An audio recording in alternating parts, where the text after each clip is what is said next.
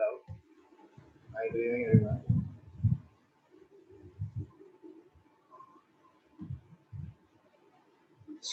Hi. Hi. So let's just get started. Just a second.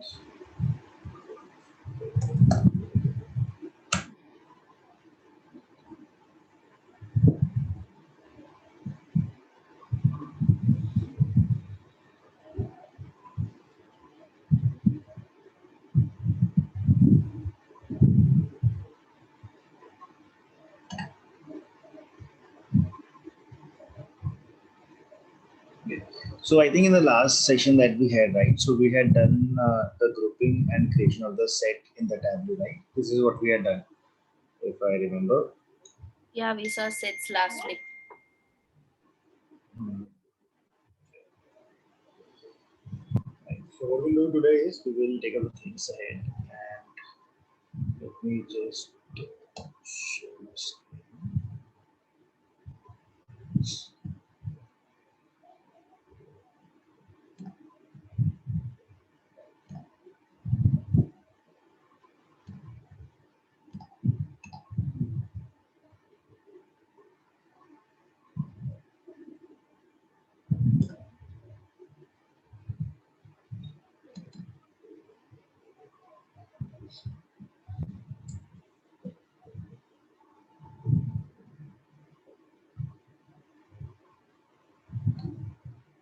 Okay. So first of all, what I'll do is I'll share a data set with you, which we're going to use.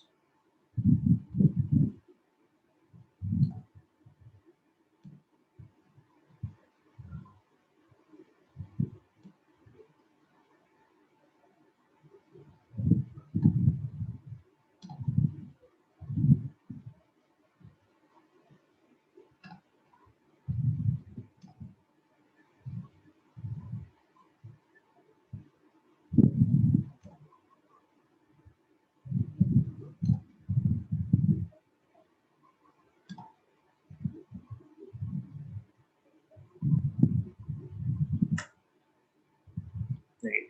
See, I have shared a data set with you. This is a small functionality that we will be talking about over here, which is really useful when it comes to using this the Tableau over here. So I just shared a data set with all of you.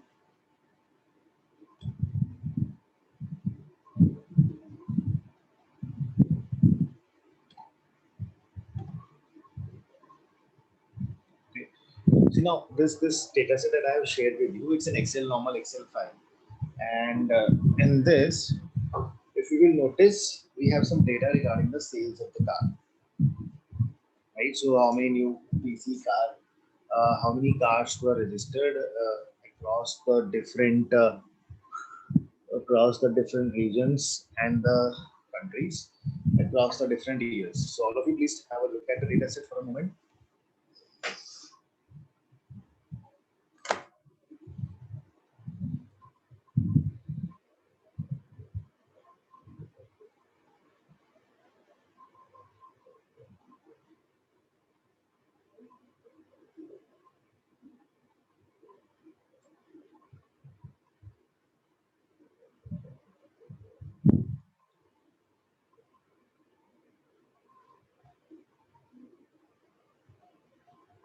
Okay. So if you see over here, right, in this data set, uh, what is happening is the data is not starting from the first row, like generally the way it starts, right? Generally the data is like this, right? You have the regions, the countries, the years, and the numbers and all. But in this case, if you will notice, there are some, blank rows. There is some header coming up. There is some subheader coming up. If you will notice, there are also some hidden rows in the Excel. If you take a look at it, so you will find hidden rows in the Excel as well. So this is how the structure of the data is. Now let us see what will happen if you try to pull this data in the Tableau now. So if you come to the Tableau now and you click on Excel, okay, and let's go to that folder.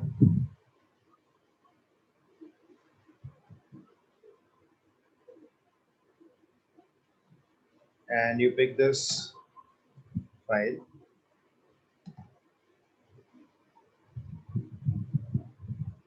and open.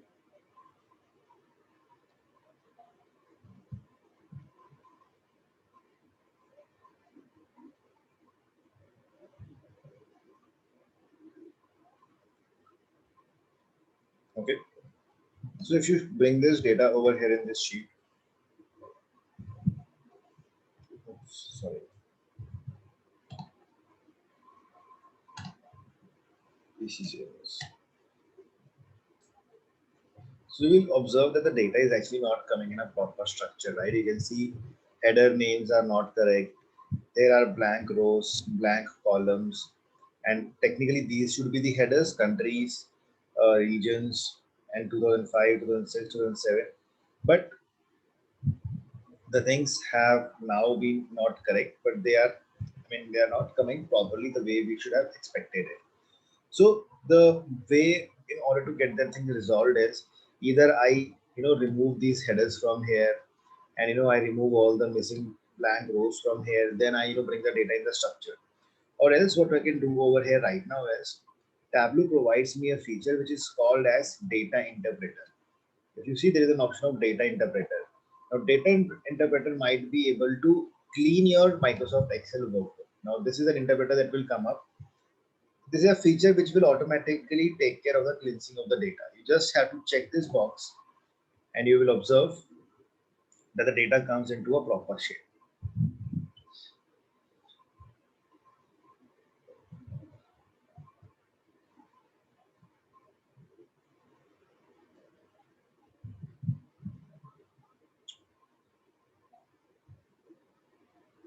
Okay. If you will click on review the results, so when you click on that, what is going to happen is there is a new Excel that the Tableau will open up. It is nothing over here. It is just going to tell you that what changes Tableau has done. So now in this, it tells you that what Tableau did was it has converted this into header and rest of the things into the form of the data, and rest other things are ignored. So this is just a review file, right? That what has changed in after clicking the data interpreter now. So this is what it shows you over here right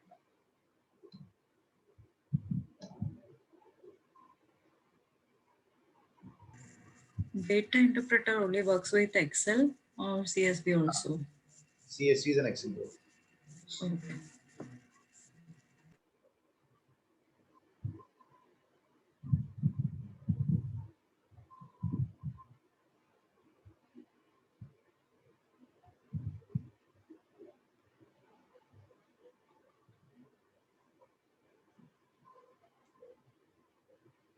So now everyone please create a chart to show the total cars registered across the regions broken by years.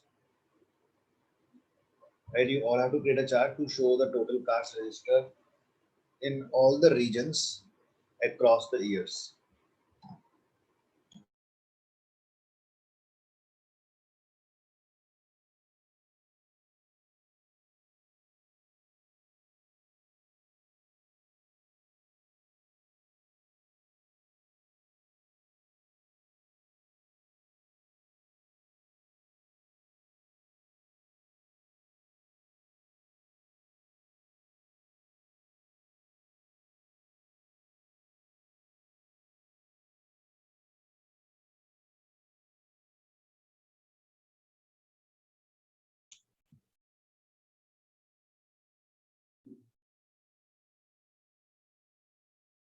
Amit, can you repeat that question once again? Yeah, so you have to show the total number of cars registered across the region broken by years.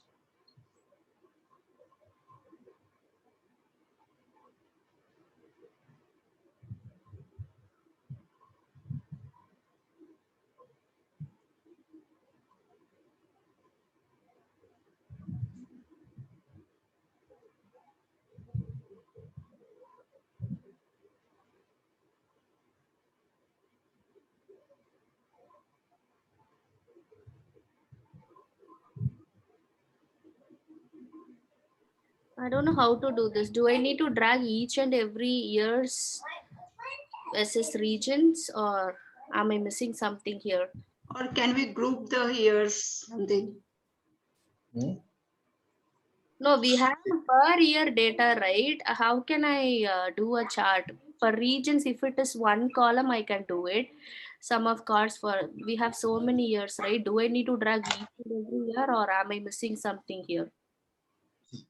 So that is where what is the catch over here. So basically what happened is that this data that you see right now, right? This data that you have, it is a machine, it is not a machine readable data, right? It's more of a human readable data that you have. So basically what is happening right now is the years are given to you in different columns, right? Generally what you see is you have one column of region where you have all the data.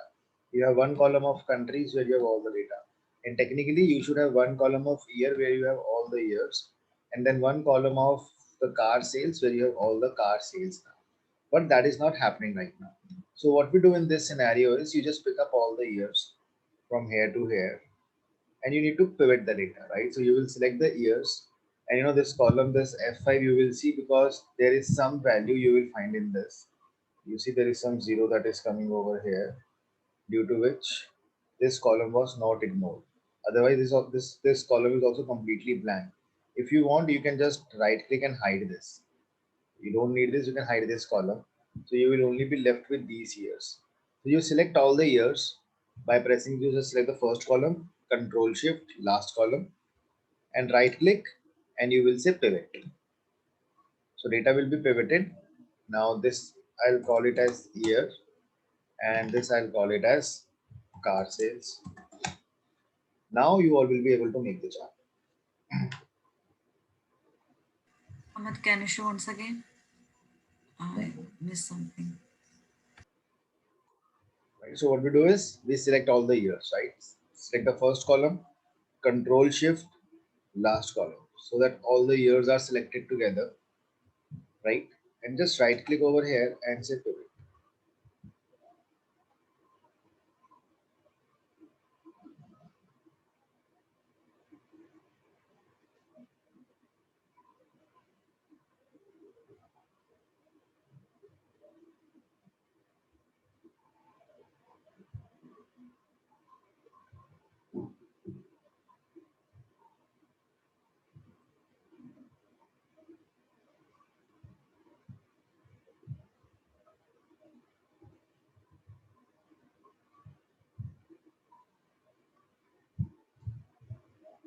Okay.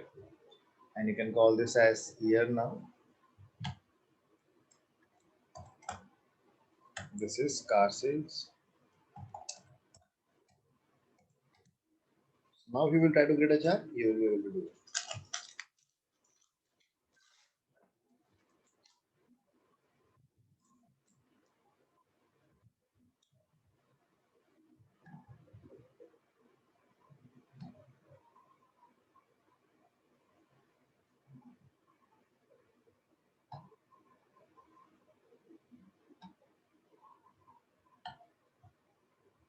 And we can bring the year into the color.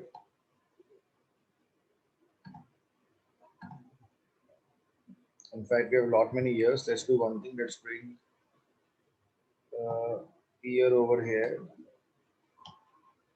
and let's break it by regions. So this will look better because we have all the years. So I can see across the years, uh, the total cars have increased. And what I can do right now is let us put the car sales on the label, and let's convert them into the percentage. So we will be using quick table calculation. Remember, percent of total. So now put this up. Now tell, if you will see, you will get some percentages. Now are these percentages correct?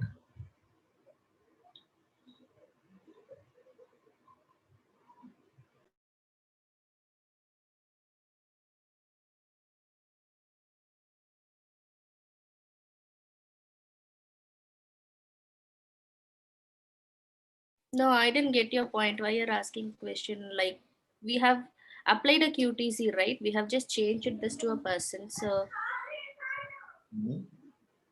So you see these percentages, how these percentages are calculated.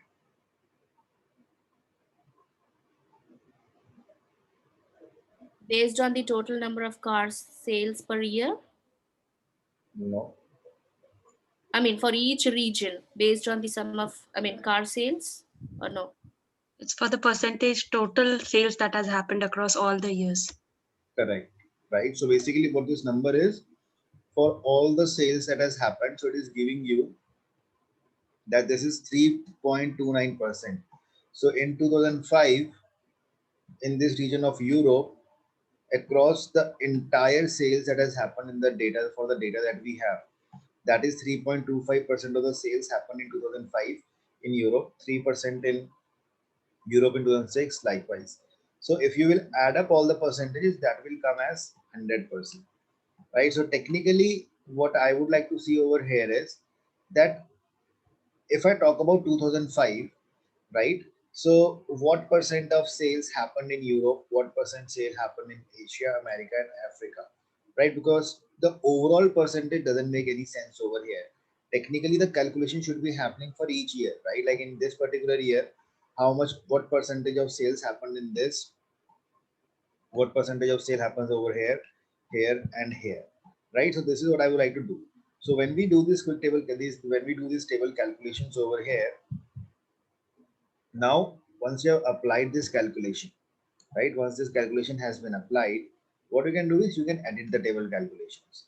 So when you do that editing of the table calculation now over here, you will see that right now what is happening is the calculation is happening across the table, right? Across the table means like this. Now I would like to do the calculation down the table, that is in this direction. So I am going to say over here that my calculation should happen down, and I will close this. So now if you will observe 39 plus 33 plus 25 plus this 1.76, if you will add it up, now you get 100% as a total for each year, right? So rather than getting the percentage of overall data, I am calculating the percentage of each year over here now.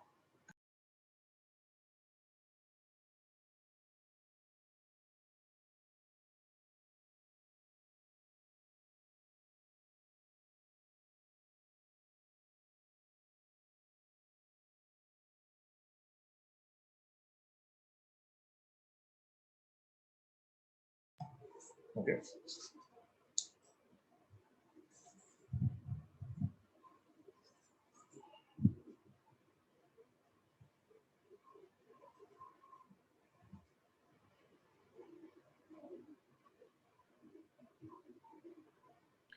Just correct me if I'm wrong. Since we are just making the chart per year wise rise, you are just making this QTC to table down from table across. Is that right? Right, right. No, previously it was showing like, can you just explain? I missed that point. Why we are So, changing this to so table? previously it was basically it was showing the overall.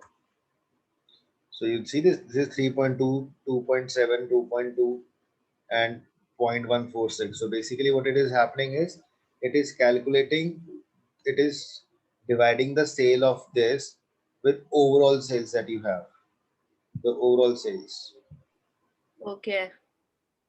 right? But right now I'm just saying that, okay, in 2005, the sales that I want to see is, I wanted to see was that, okay, 2005, what percentage of sales happened in Europe, what percentage sales happened in Asia, America, and Africa. So I wanted to see the percentage of sales across the years right now, not the overall data. So that is why I have changed the calculation from across to down the table. So Okay. that is why when you see this now over here, so that calculation changes. Okay. So we get this. If you will add it up for each bar, it's a total of 100% that you get.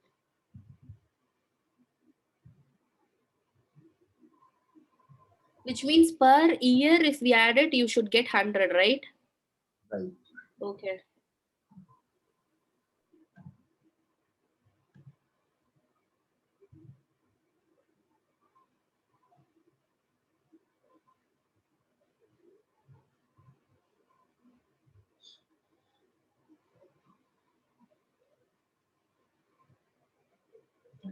So now you know what happens is in Tableau, although see Tableau is not an analytical tool, right? It's more of a BI tool. So what we mean by BI is BI means where we do the historical analysis of the data.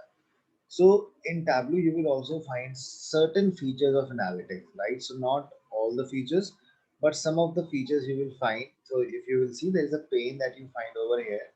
That is the analytics pane. In this, what happen is you will find some analytical features which can be little useful if you are working with these data sets over here. So we will try to explore these features, that how we can use them, right? They are not very hardcore or very advanced analytical features. They are very basic ones, which we will try to explore now. Okay, so what we'll do is, let us open a new file.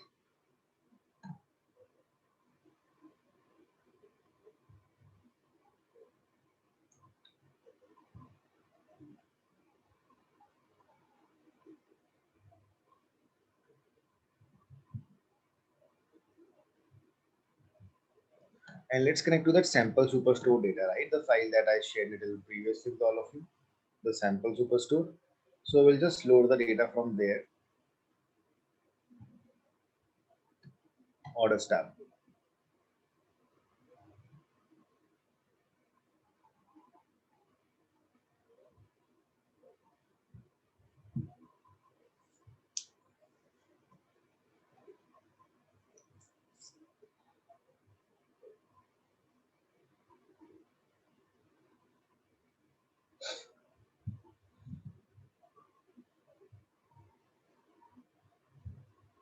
Okay. So now what we will do over here is, let us start with the basic functionality over here. Suppose I want to create a chart. In this chart, what I'm doing over here is, suppose I am creating a chart over here, categories and sales, or rather let's do a subcategory and sales. Here the subcategory and the sales.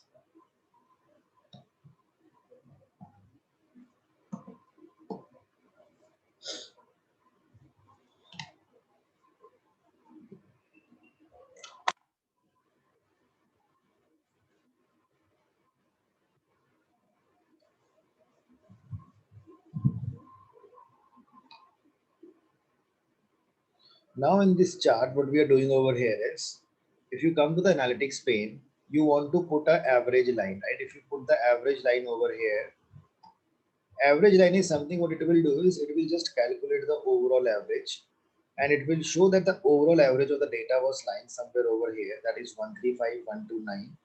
And you can see that with this constant line, you can just have a quick observation that which are the subcategories which generated the sales more than average, and these were the subcategories which generated the sales less than average. So that is how you can use, these are something called as reference lines. So you can use this reference line of average.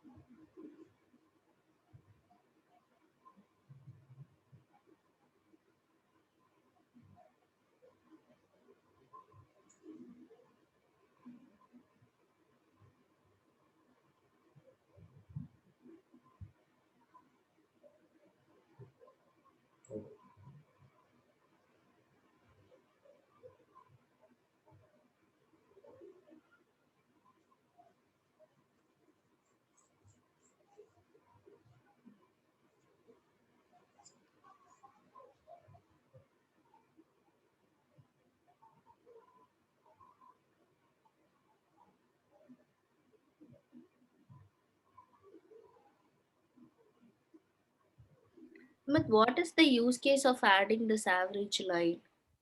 Just a reference, right? So it's like a reference line. So you can have a look at it, that okay, this was the overall average of the sales that was generated, and these were the subcategories that generate the sales above average and these below average. Just a reference point.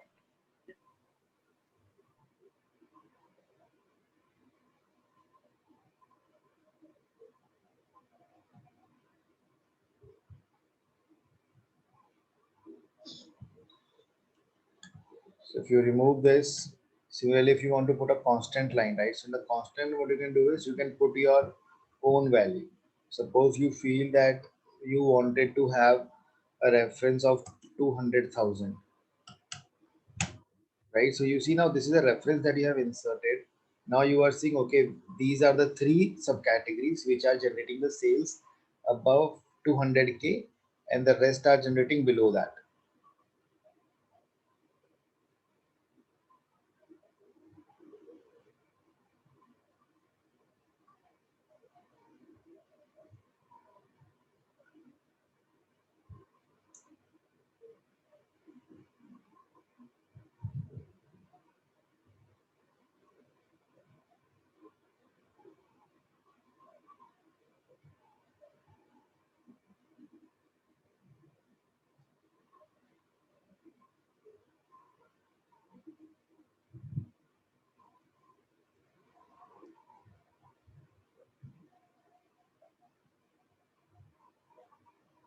Okay. And you can also edit them, right? If you right click and edit them. So if suppose you want to, do some formatting, you want to make the line thick, right? So you want to change its color. So you can do that, right? If you want, right now, if you will see on this, it is just showing you the number, right? If you want to show custom, right? You want to go with the custom way. So you can, insert the field name, space, the value, right? Space, you can add computation. Oops.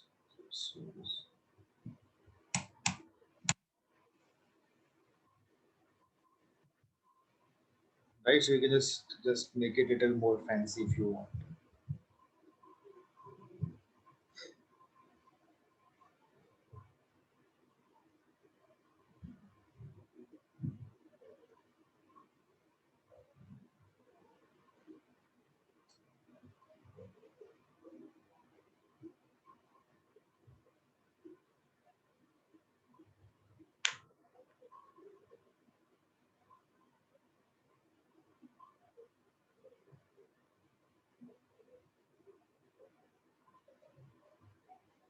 Okay. If you remove this, you want to remove this line. So again, you can remove this.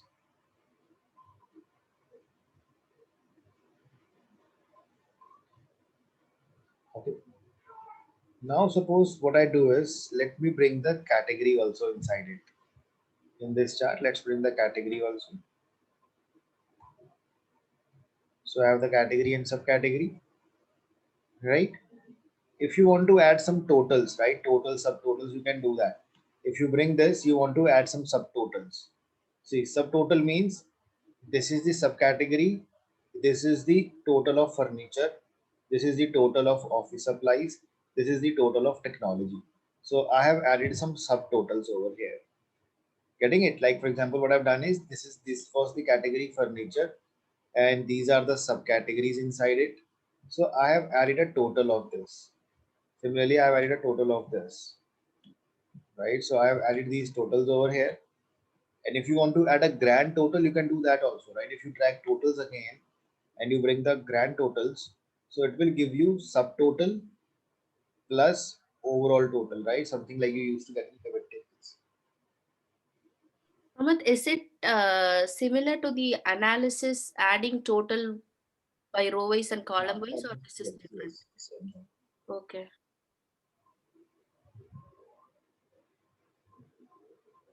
Can we add this labels to subtotals, because how we can find? Sorry, No, you have added the totals to subtotals and grand totals. So how can I find that? Is there? Oh, okay. I'm not getting your point. How can we? Find that grand total. It is not visible to me. This is the grand total. No? So if you just make it this entirely, so this is the grand total. So you just have to, because of the page size, no, it is not able to show it up. For easy find, can we edit this color alone for totals and grand total? Is it possible? Color. See, one is you can edit the Or it won't give you the areas also. Because at first looking into this, I couldn't find the total and grand total. So if it was in different color, I can able to find it. So that of asking. So just right click over here and you have to format this.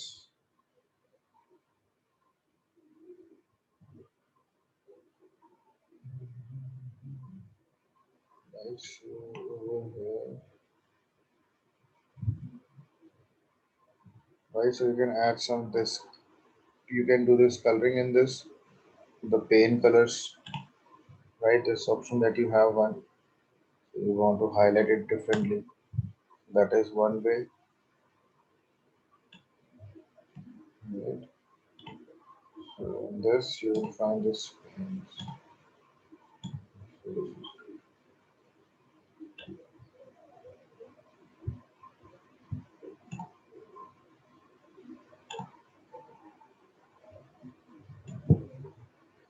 So this is one way that you can find that you can change some colors and all if you want. Right, the background color to make it a little different. So this is one way, and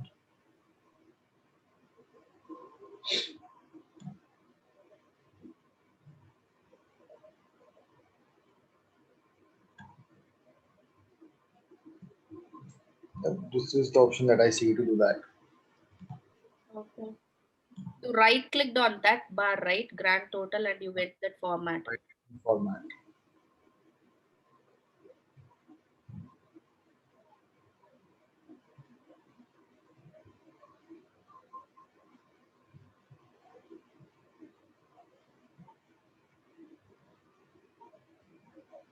So this all the totals are changed, right? This also this and this.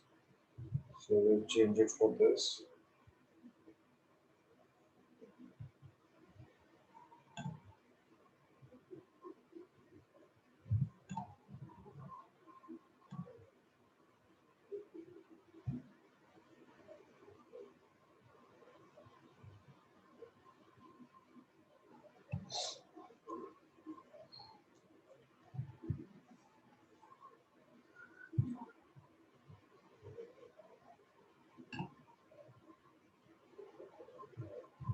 Okay.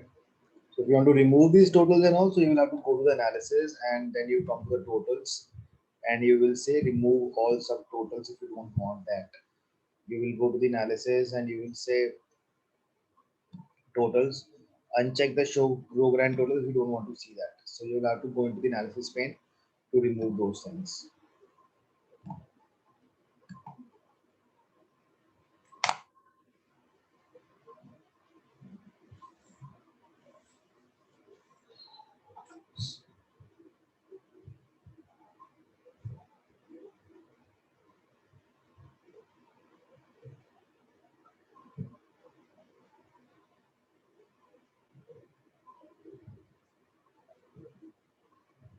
Right. Now, similarly, you will find in this over here, you have some options over here to add medians with quartiles. Suppose you add a chart over here and let's make it the subcategory chart only. I bring the subcategory, I bring the sales.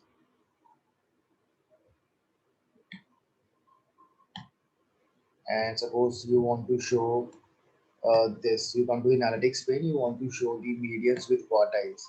So you can put that up median. So what it will do, it will calculate the median value. Where was the median sales that was lying?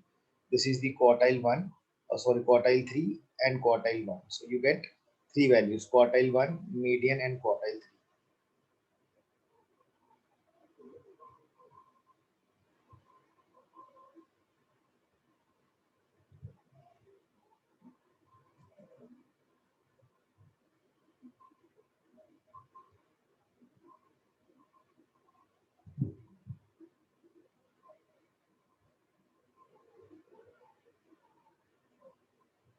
But what is the use of this finding out the median with quartiles? Because I'm familiar with constant average, mean, sum. That's it. This quartiles and all. Sorry. No, I'm not familiar with this median quartiles. I know average, sum. That's it. So what is the use case of finding the median for the products? So in the R also we saw these, right? Quartile 1, quartile 2, quartile 3. We discussed that part. We created a box. Over there we saw these summary that we were creating. So this is basically the same thing. Basically quartiles and all are like, for example, you have some numbers with you. So suppose this is numbers are given to you over here.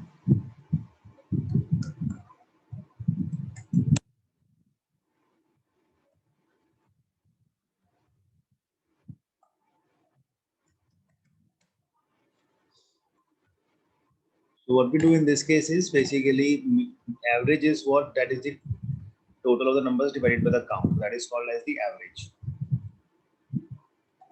Yeah. Have this formula over here. So this tells you that this is what the average that you have. So median is called as basically the center value, right? So if you have these values are 18 values, so first your data has to be sorted. Then what you do is you find the middle value. So if you have 18 values, so what will be the median? It will be the center point, right? The average of the value 9th and 10th, right? So you will find the 9th and 10th value 1, 2, 3, 4, 5, 6, 7, 8, 9, and 10, right? So this is where the 9th and 10th values are falling off. This is called as a median. So this will come as 31, right? So if you want to use a formula, so we have a formula also, median, and you can use this up over here. It gives you 31 over here, right? So why do we find the average and median? Anyone? Yeah, the middle values comes like 30 and 32, right? How did you find? You find a median for that, or you pick the center value? I didn't get that. Average of that. Average of those two. Yes, 30 and 32. Okay. So that gives me 31 over here. So the reason we find this average and median is to find any outliers if you have in the data. Basically, what happened is like if you have any extreme value, suppose there was some misentry that happened. If suppose this you entered as 460. So if you will see when you have an extreme value in your data, so your average will change, but the median doesn't get gets impacted because of that. So if there is a big difference between the average and median, so you can get to know right away that there are some outliers in your data, right? So basically there is this value which is very different from the rest of the data now, because all the data is between around 12 to 43, but there is one value which is coming 460, which is impacting the average over here. And if these two values are nearby to each other, like which was happening in the previous case when I was keeping it as 46 only, so in that case I had observed that both these values were very near to each other. So if these values are near to each other, that means there are no outliers, right? So that is why we find the median values. We find the medians to check if there is any discrepancy in the data, if that is observed, if there are any high values or low values that are seen. And then what we do is we find the, we can, like this median is also called as 50%, because this is the center value. Similarly, what you can do over here is we find the value which is lying between the median and the starting value, right? So you will find the value lying in the center over here. So that value will be called as quartile 1, or you will call it as 25%.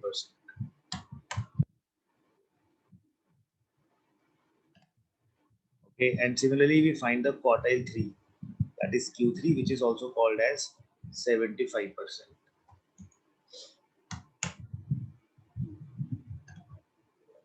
So we find these three values.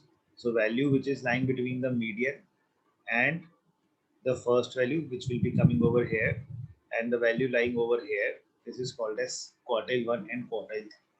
So the same thing is being showcased over here. So it has calculated the median, quartile 3 and quartile 1, or the lower quartile. And I see Q2 is the median. Sorry, Q2 is the median, yes. Yeah. Okay. And the outliers as such, it is extreme low and extreme high values. Is that correct? Yes, both the sides, very low or very high. Okay.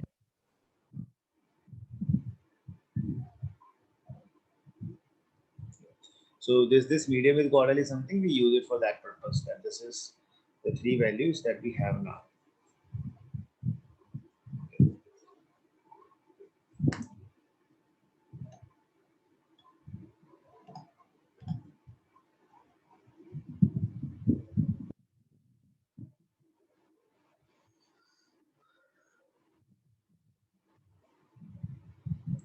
Now, the next thing that we do over here is, so what I'll do is I'll share a data set with you. So we will see some techniques of clustering and creating some trend lines.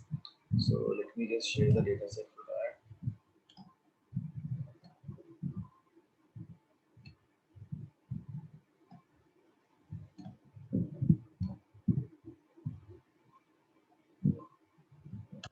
Okay. So we'll open a fresh file.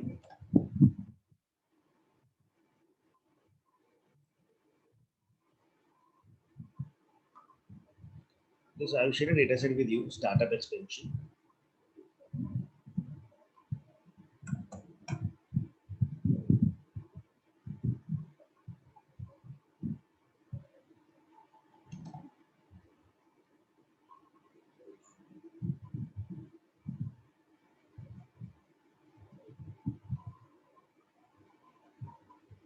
So please open that up.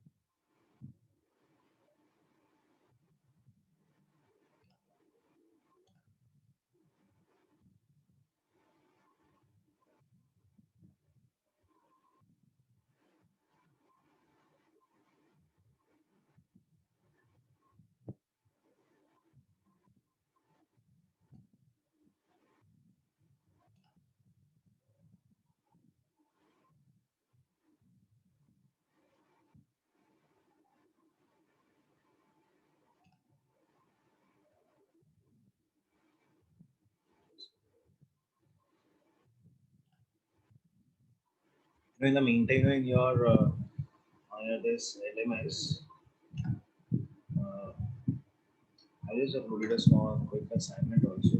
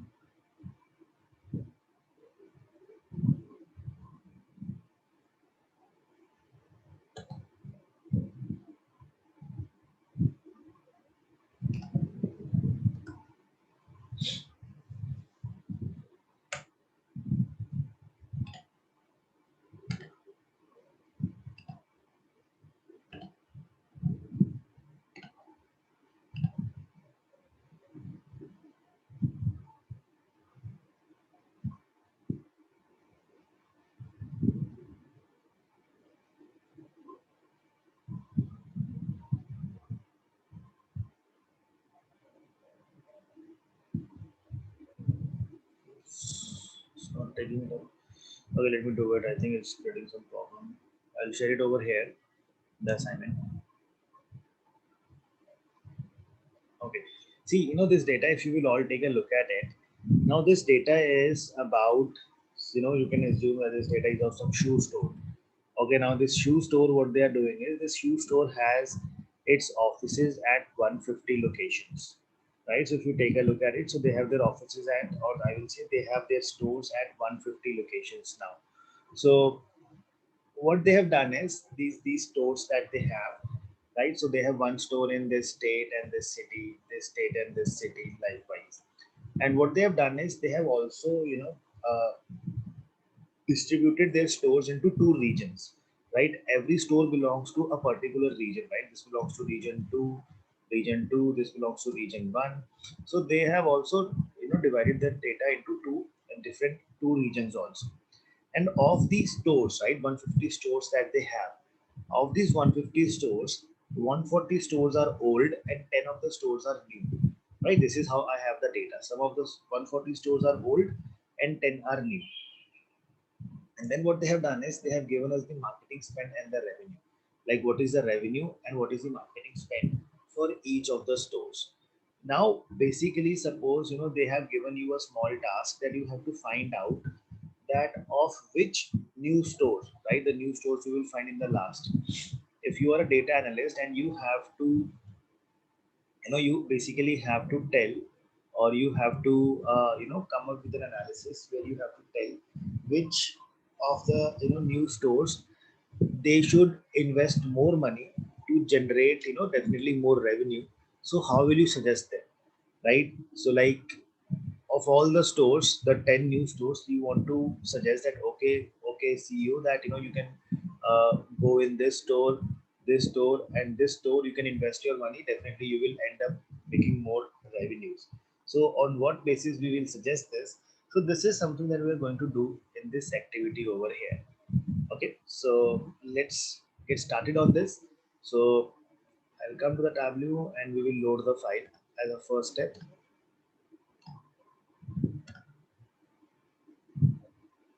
So P1 startup expedition.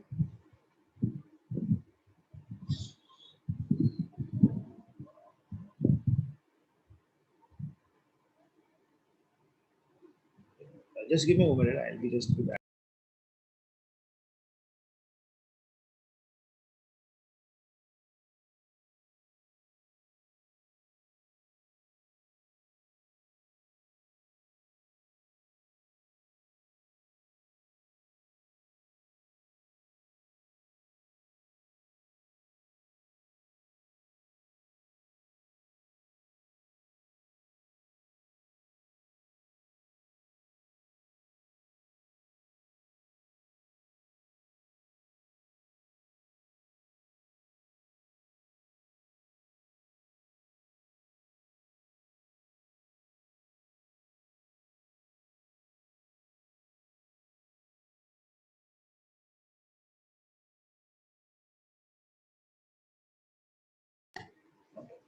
So what we do is, I hope the data is loaded by all of you.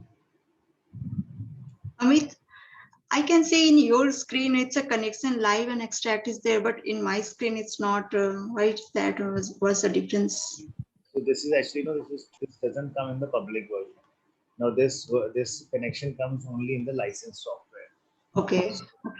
So in the public version you don't get it. So the difference between live and extract is, so what happened is, right now if you will notice, uh, just let's understand this. You have an Excel file. Okay, this is the Excel file, and this is the Tableau file. So when the connection is live, live means the data is directly flowing from data source to the Tableau. Correct? Data is coming directly from Excel to this Tableau now. What I can do is, if I change this connection to extract, if I make it an extract now, so what happens in the extract is, Tableau is going to create a third dimension, which they call it as TDE, right? They call it as TDE, which stands for Tableau Data Extract. This is called as Tableau Data Extract. Now in this Tableau Data Extract, what happens is, the data from the Excel, it will come in this extract, right? So you can just say that extract is a way in which it's a structure of Tableau in which it stores the data, right? And from this extract, the data will go in the Tableau file, right? So there is a third, in middle there is a dimension that is coming. So data is not going directly from the data source to Tableau. Data is going from Excel to the Tableau data extract, and from here the data goes to the Tableau file. Now the question that will come to our mind is that why will we do it, right? Why will I do it? That why shall I bring this the extract in the middle when I can directly flow the data from Excel to Tableau? So when your data sources are huge, right? When you're working with the big data sources, so extract, is something which can compress the data. So what happens is if you have suppose 2 GB of a data with you, right? If you don't use an extract, complete 2 GB data will flow from here to here. But when you use an extract, the compression will happen. So this 2 GB of data will become only of suppose 0.7 GB, right? There is a compression that happens. Because of this, the file data size is reduced. Now, when this data goes from this extract to Tableau, so the performance will be better, right? The performance gets better because now the data has been compressed. So it is going to take less memory. So that is where the extracts are used. So if you will now see over here, when you convert it into an extract, right now you don't see any difference. But the moment I will click on sheet 1, it will first of all ask me to save that extract. Correct, this extract that I'm having. Suppose you can save this extract anywhere you want. And you can see over here also it is showing it is that this is a Tableau data extract, TDE. So now you can save it anywhere you want. Suppose I save it in this folder over here.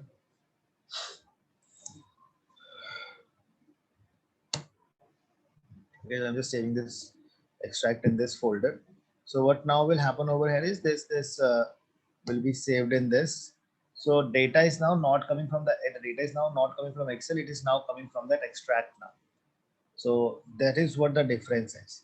So this is what a blend is. And if you will just hover your mouse on this extract, it tells you, right? Import your data into Tableau's fast data engine. That is something which will help you to have some better performance. Got it? Yeah, got it. Aman, since we are saving it this as an extract, it will be a local copy in your machine, right? How can I publish this? Do I need to refresh it or republish it? I couldn't get it. No, this is a local copy, right? If we go for this extract, I'm just saving a copy in my computer.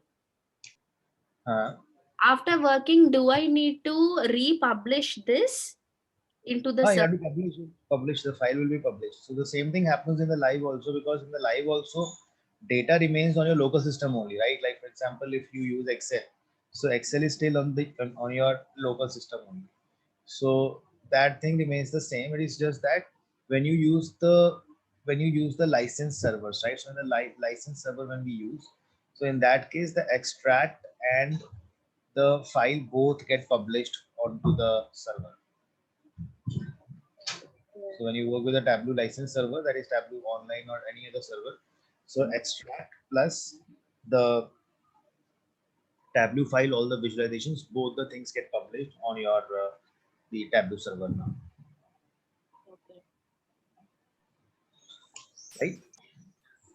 Okay, if we have live, then if data is updated, then the dashboard will also impact on that if we create on the live data. Sorry, can you come again?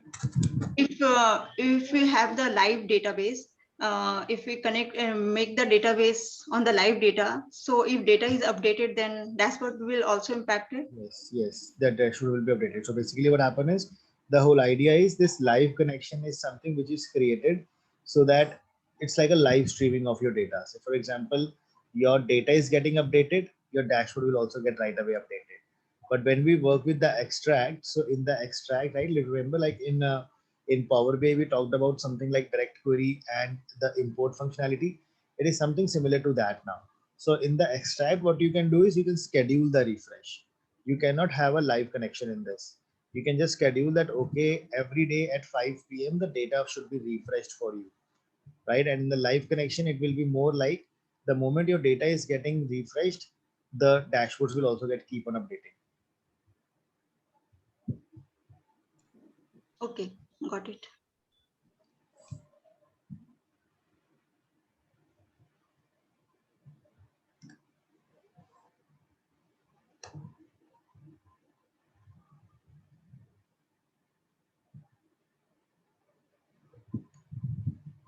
Okay, so we can come to sheet 1 now.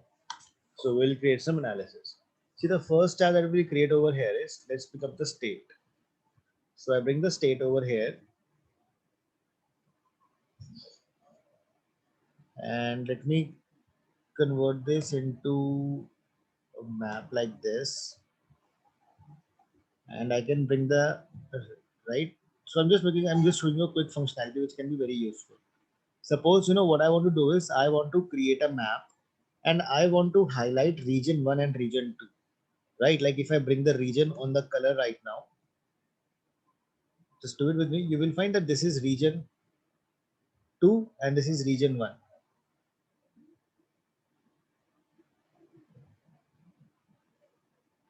If I bring revenue on the label,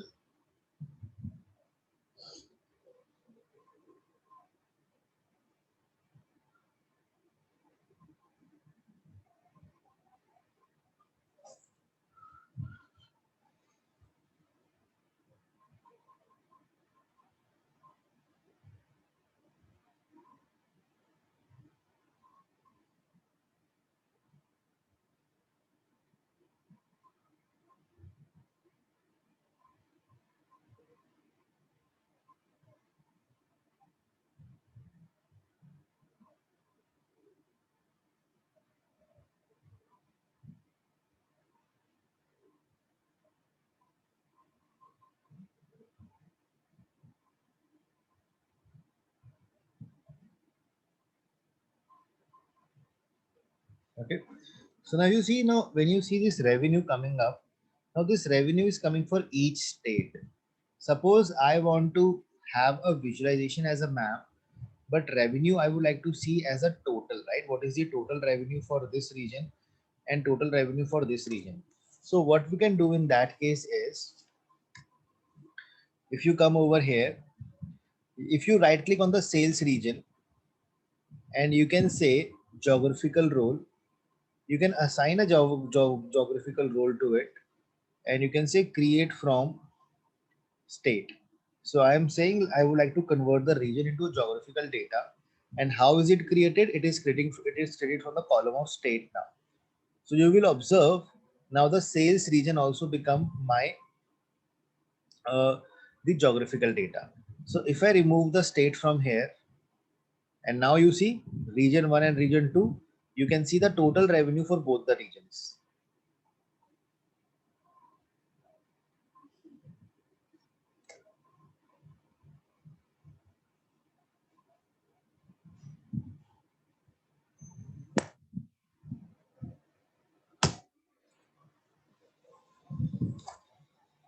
Right? If you want to see the revenue also, marketing spend also, you can bring this also on the label.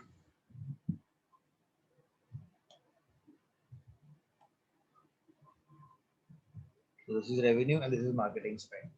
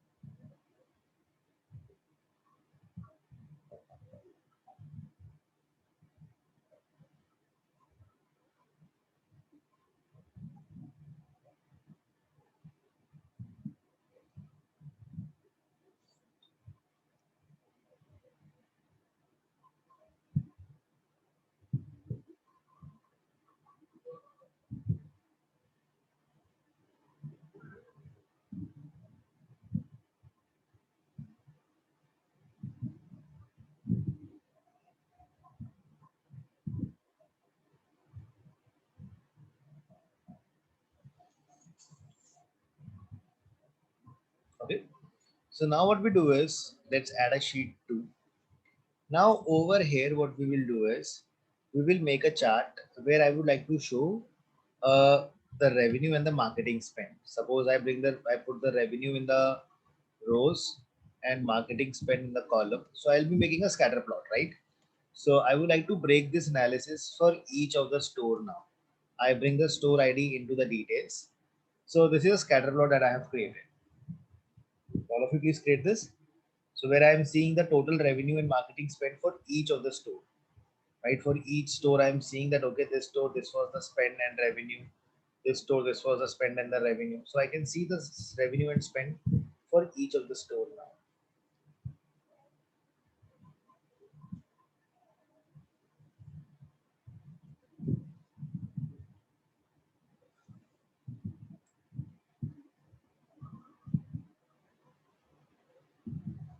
Okay. Now, you know what I would like to do over here on this store is I will like to do some clustering. So clustering is a feature that you can see over here that you have in this. So in the clustering, what we can do is basically what clustering is like, if you try to understand it, clustering is a concept where we say that we want to create some groups which behave similarly, right? That is called as a cluster. Say, for example, you say that McDonald's has 100 stores in US.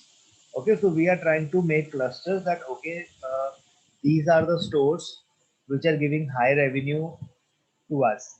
These are the stores which are giving us low revenue. So we are making the clusters over there, right? A cluster which is giving us certain stores which are giving us high revenue, certain stores which are giving us low revenue. So that is called as clustering, grouping, right? Where we group the similar kind of items together. So that is what a cluster is. So if you pick the cluster from here and you drop it on this, what will happen over here is Tableau will, create the clusters over here, that which stores are behaving differently and which are behaving differently, right? So you just create the clusters and click on cross. So what Tableau has done, it has created two clusters now, that blue one and orange one. So blue stores are behaving in a similar fashion and orange ones are behaving in a similar fashion.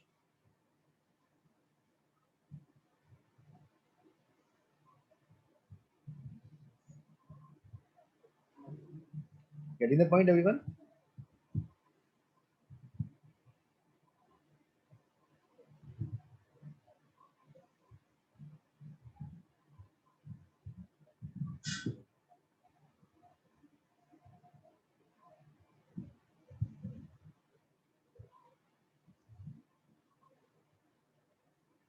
It's asking for the number of clusters, right? Do we need to change that? So you can define that if you want. So by default, it is automatic. So if you keep it as automatic, it will create it clusters by itself.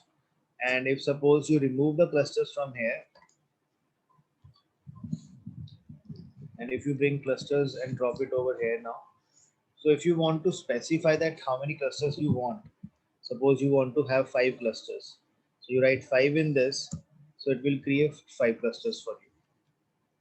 So now that is more like a business call, that how many clusters you would like to have now. So based on that, the clusters will be created.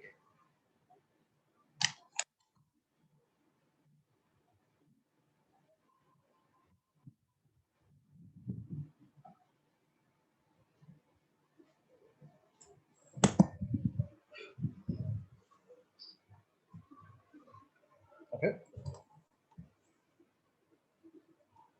So here the number of stores, right, is formed as a cluster based on the revenue and marketing spent.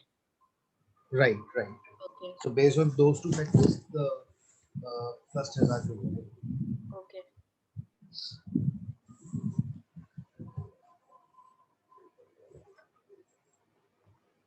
So basically, like if I try to explain you the technique, so this technique, is called as K-means. This is called as a K-means technique to, to do the clustering. So how this clustering happens is, just try to understand this. Now, suppose, this is the data that you have. These were the different stores.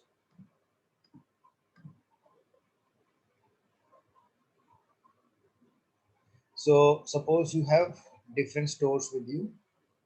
Now, how the clustering technique happens is,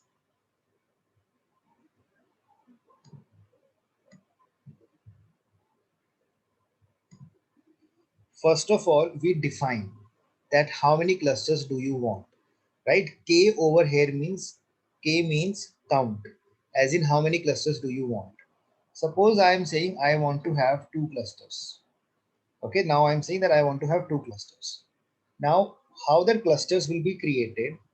First of all, randomly, right? Very randomly, all the stores that we have, they will be defined to any random cluster. Suppose this store belongs to cluster 1. This is also cluster 1. This is cluster 1. This is cluster 1. This is cluster 1.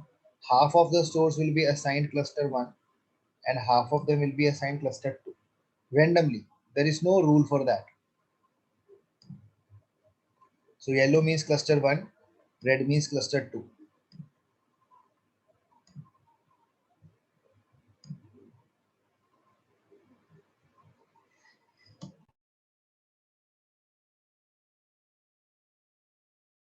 Okay. Now what happens is, what we do is, we find the mean of, or again mean, you can call it as mean or centroid of cluster 1 and centroid of cluster 2. Okay, so what we will do is we will find the center point or the centroid of both the clusters. So when you will find the cluster of, when you will find the center point of both the clusters, it will come somewhere over here, right? One centroid of cluster 1 and centroid of cluster 2. You will get two center points, right? Now when you get two center points, now what we do is, now we will see all the stores. Now this was, suppose this was the cluster 1 and this is the cluster 2. Now I see that, okay, this particular store, it is near to this center. So I will say that this particular store belongs to cluster 1. Then I will say, okay, this store is also near to this center point. So I will say this also belongs to cluster 1. Similarly, I will assign the cluster to each of the store by finding their distance. I will say that, okay, whichever store is near to whichever center point, I will assign it to that cluster now. Getting the point, everyone? How this first step is done, right? Now what you do is you will repeat the same process again. After you have assigned each of the store to their nearest centroid point, you will now again find the centroid. You will again find the centroid of all the stores. And then again you will repeat the same process one more time, that whichever store is lying near to whichever centroid, you will assign it to that particular cluster. Okay. So what we do is we keep repeating that process again and again till the point we reach a step where we see that after we calculate the centroid of the clusters, the stores are not getting changed.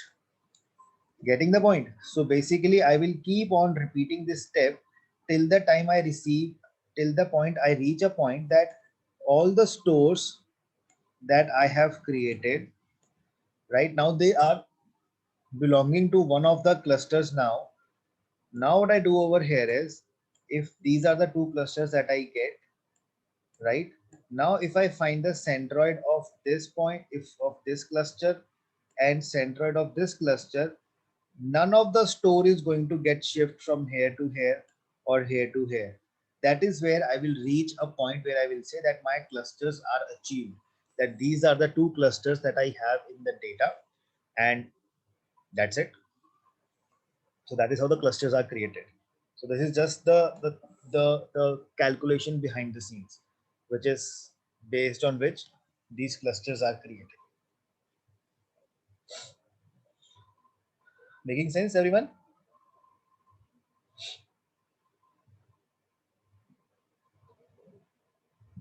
Yes.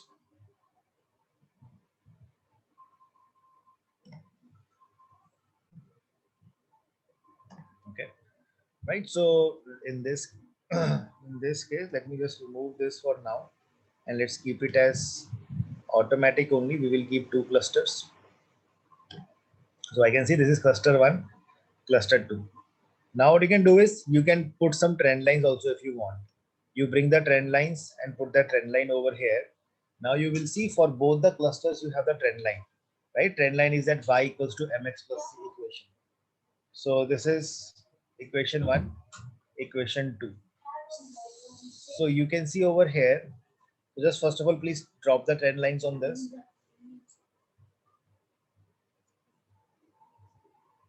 So which option you selected? The first one? First one, the linear one. Okay. This one.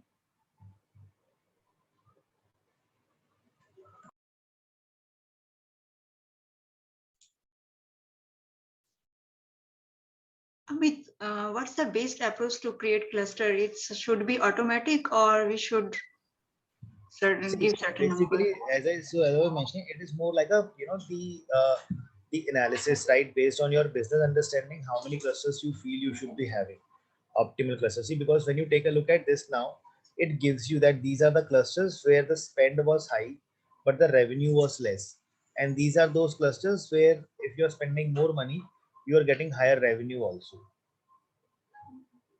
Okay, now based on that understanding, you will feel that okay, if I think I can have three clusters, so you can decide on that. So what do you want? So that is a more like a the your all own analysis on that. Okay. See, technically, what happen is when we actually go with the advanced when we go with the advanced this the analytics, over there we have something as a rule which we call it as a elbow rule. So there is a something called as elbow rule that we have. In that scenario, it's a little bit of a different story that we use in that case. See, basically what happens in that scenario is over there we can find out that what are the optimal clusters we should have, right? Because after that, there are some error calculations that we do. So those things we cannot do in the tableau, right? Because as I said in the starting, it's more of a basic analytics that I can apply. Those only features are available. But otherwise, in the advanced, the when we do the analytics, so we have a technique to find the optimal number of clusters as well. That how many clusters we should have. But right now, we won't be able to do that in the tableau.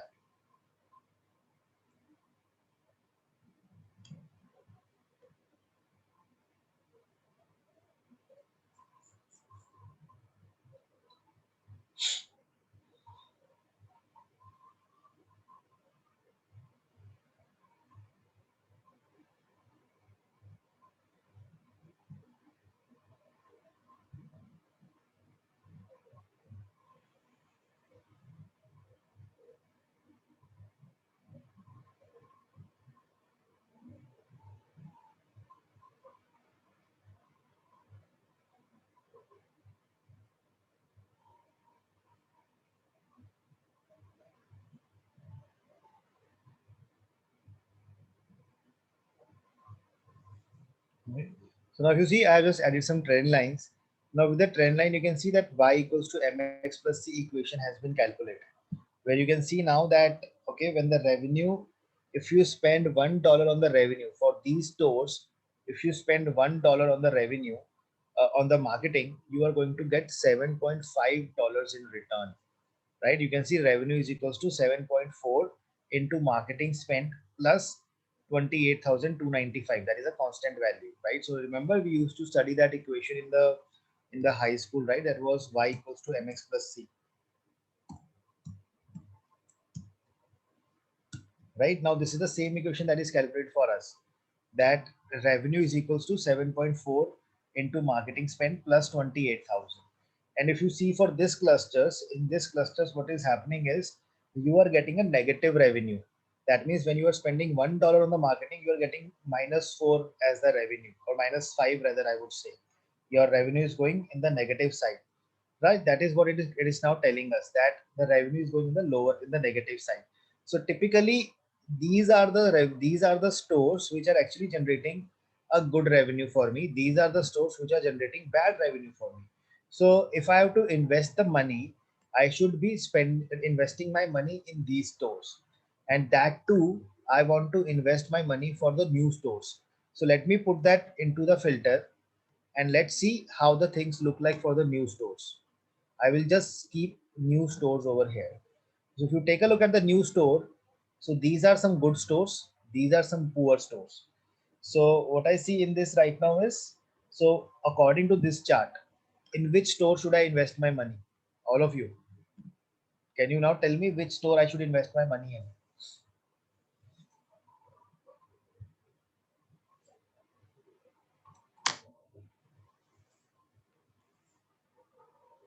The store IDs you're asking? Yes, yes. 147, 144. 141, 142, 4 and 7, 143. See, typically, if I have to invest in two of the stores, so I should invest in this store Yeah. and this store,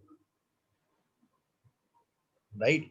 Why so? Because if you see now, this is the best fit line. So this store is giving me revenue on the higher side, and this is also giving me the revenue on the higher side. So typically, I will be investing my money in these two stores, right? These stores also I can invest my money in, right? Because but over here the revenue is little lower as compared to this and this store, right? So with this and this, I can invest my money, and I can also invest my money in this. So this is how I'm able to come up with this analysis that on which store in which one I should be investing my money in. No, Amit, why you're avoiding those two stores? Because we already filtered with, it is progressing upwards, right? The trend lines, and we have filtered. If you see over here, so Uh-huh. if you see this one, right now, basically this is a best fit line that you get. This is a best fitted line. This line that you see, it Yes. goes best fitted line over here. Now, if you see, you can also assume this as a predictor line. Now, this line is telling you that if you go by this line, that if you spend around $3,500 on your marketing, your revenue should be around 52 to 55,000, correct? Yeah. But what, how much revenue this store gave me? It was little less than that, as Okay. per my prediction of Okay. this best fitting line. My best fitting line was telling me that I should get at least a revenue of 55,000, but this store gave me a revenue of 53,000. But at the same time, when I come on this store, my prediction was that if I will invest 3,700 on the marketing, I should get a revenue of almost 60,000, but this gave me 65,000.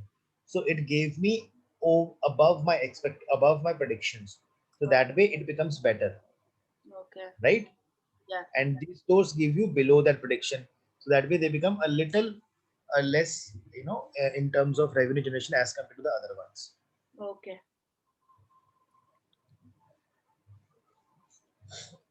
And this is something which is giving you exactly as per your predictions. It is falling on the line itself. Okay.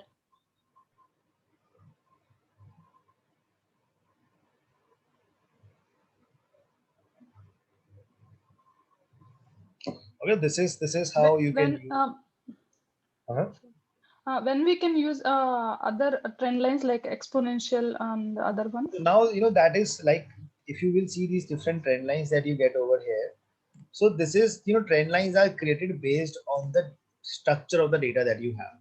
See, this diagram is already shown to you. If you have a linear data, you will plot a linear trend line. If you have a logarithmic data, like the data something looks like this now, you will plot this line. So every equation has its own, every line has its own equation, right? Linear equation is like y equals to mx plus c. Logarithmic is y equals to log of x. Then exponential is y equal to e raised to the power x, right? So depending how your data is looking, whether your data points are in this exponential format or logarithmic format, you will plot that type of a line on that data. Okay, so based on it's our choice. Based on our data, we need to select the Not which choice, the trend data, lines. how the data Yeah, looks like. yeah. Based on the Exactly. data, we need to select the line. Yes. Yes. Okay. So you put the value of x and you will get the value of y. Okay. Okay. Right. So this is where I think I'll keep the stuff for today. Right. So you can save this file. So tomorrow, we will discuss about forecasting also. We will talk about box plots. So two of the things that are left in this. And apart from that, we will talk about some animation charts, right? In the Tableau, we can create the animation charts also. We'll talk about that. And we will talk about some LODs. LOD stands for level of detail. So that we will be talking about. Yep. So mostly those are the pointers, things that are left now in the Tableau. So I'm hoping that, I guess by this weekend, we will be good with this Tableau, the curriculum. And apart from that, I'm just sharing this small assignment. It's a good one. Multiple data sets and all you will find in this. 1 second.